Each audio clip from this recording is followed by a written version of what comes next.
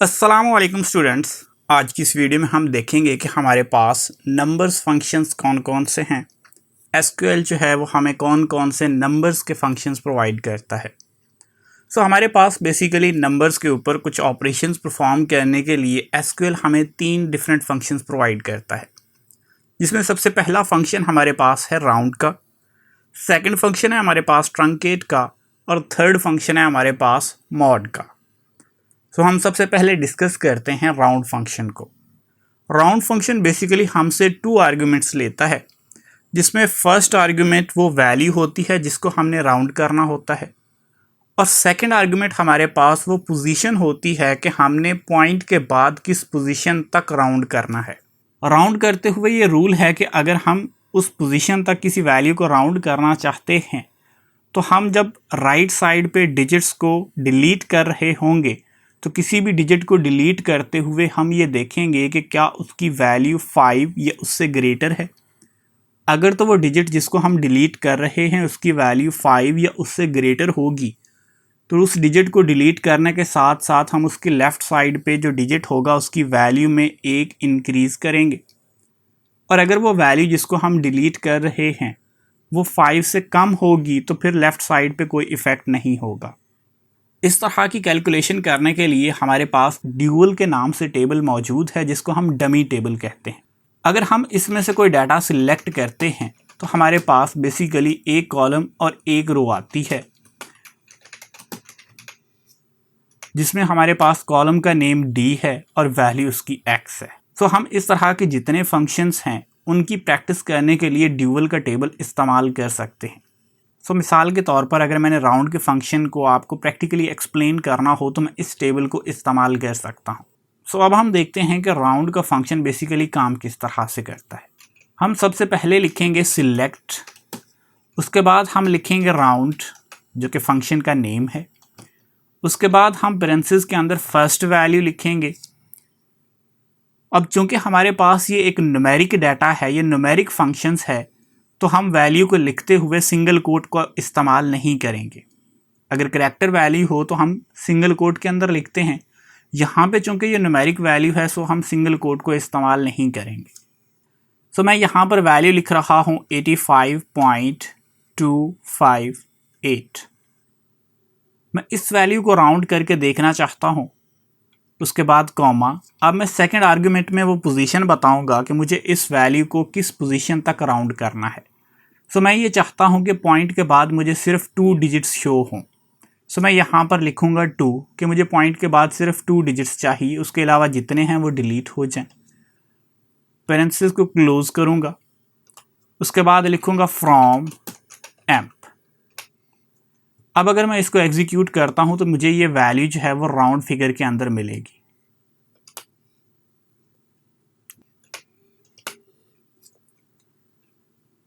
अब मेरे पास ये वैल्यू राउंड हो चुकी है। जैसा कि मैंने आपको पहले बताया है कि राउंड का ये रूल है कि अगर हम इस किसी डिजिट को डिलीट कर रहे हैं और ये डिजिट 5 या उससे ग्रेटर है तो ये डिजिट डिलीट करने के बाद इसके लेफ़्ट साइड पे जो डिजिट होगा उसमें एक वैल्यू का इजाफा हो जाएगा। 6 को जब हमने डिलीट किया तो 6 जो है वो हमारे पास इस कंडीशन को पूरा करता है कि ये 5 या उससे ग्रेटर है।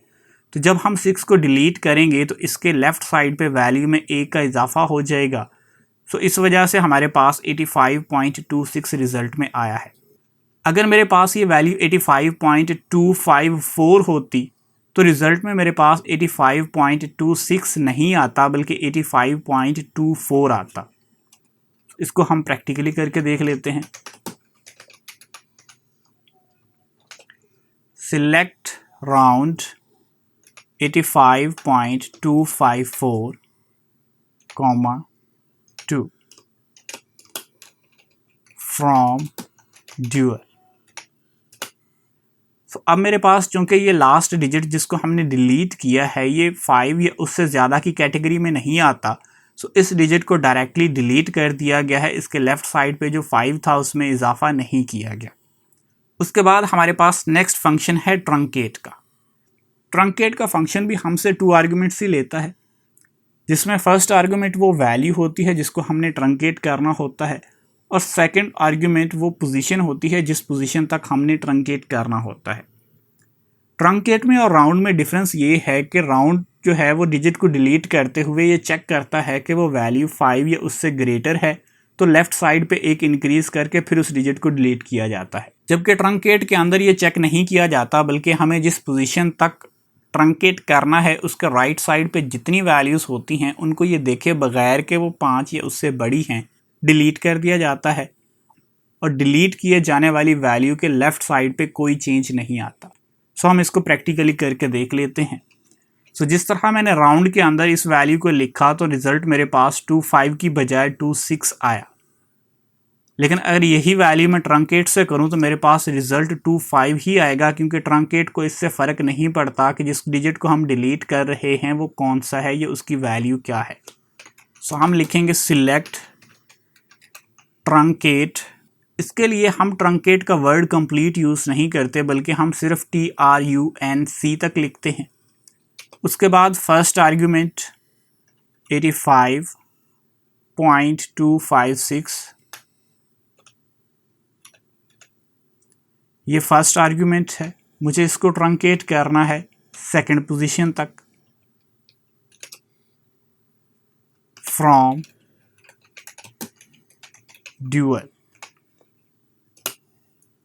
अब ट्रंकेट ने 6 को डायरेक्ट डिलीट किया है, इसके ऊपर ये कंडीशन अप्लाई नहीं होती कि डिलीट किया जाने वाला डिजिट अगर 5 या उससे ग्रेटर होगा तो ये लेफ्ट साइड पे कोई वैल्यू इंक्रीज करेगा। ऐसा कुछ नहीं होता ट्रंकेट के फंक्शन में। सो अगर आप इस रूल को फॉलो करना चाहते हैं तो आप राउंड का फंक्शन यूज़ करेंगे, और अगर आप इस रूल को फॉलो नहीं करना चाहते, आप डायरेक्ट जो है उस पोजीशन तक वैल्यूज़ रखना चाहते हैं, बाकी जो भी वैल्यूज़ हैं आप उनको डिलीट करना चाहते हैं, तो आप ट्रंकेट का फंक्शन यूज़ करेंगे। लास्ट फंक्शन हमारे पास है मॉड का फंक्शन। मॉड का फंक्शन बेसिकली क्या करता है, ये बिल्कुल ऐसे ही काम करता है जिस तरह हमारे पास रिमाइंडर होता है। इसमें हम 2 वैल्यूज़ या 2 आर्गुमेंट्स पास करते हैं। फर्स्ट आर्गुमेंट को या फर्स्ट वैल्यू को डिवाइड किया जाता है सेकंड वैल्यू से, और जो रिमेनिंग होता है, जो रिमाइंडर होता है, वो एज रिजल्ट हमारे पास रिटर्न होता है। सो मिसाल के तौर पे अगर मैं 22 को 7 पे डिवाइड करता हूँ तो मेरे पास जो रिमेनिंग वैल्यू बचेगी या रिमाइंडर बचेगा वो 1 होगा। तो मेरे पास मॉड का फंक्शन मुझे 1 रिटर्न करेगा। सो इसी को अगर मैं प्रैक्टिकली लिखता हूँ, सिलेक्ट मॉड फंक्शन का नेम, उसके बाद फर्स्ट वैल्यू जिसको आपने डिवाइड करना है, सेकंड वैल्यू जिससे आपने डिवाइड करना है, फ्रॉम ड्यूअल। अब अगर हम 22 को 3 से डिवाइड करते हैं तो हमारे पास रिमाइंडर 1 बचता है। सो हमारे पास मॉड का फंक्शन हमें 1 ही रिटर्न करेगा। तो इस तरह से हमारे पास ये 3 न्यूमेरिक फंक्शंस हैं जो हम मोस्टली यूज़ करते हैं एसक्यूएल के अंदर। अब आपकी प्रैक्टिस के लिए आपको कुछ क्वेश्चंस दिए जा रहे हैं, होप सो कि आप इनको आसानी से सॉल्व कर लेंगे।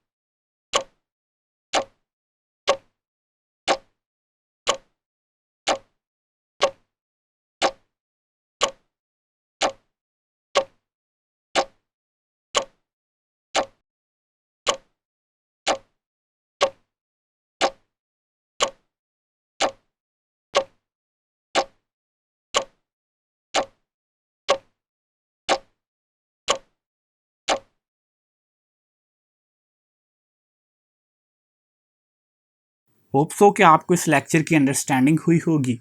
अगर कोई क्वेश्चन है तो आप कमेंट्स में पूछ सकते हैं।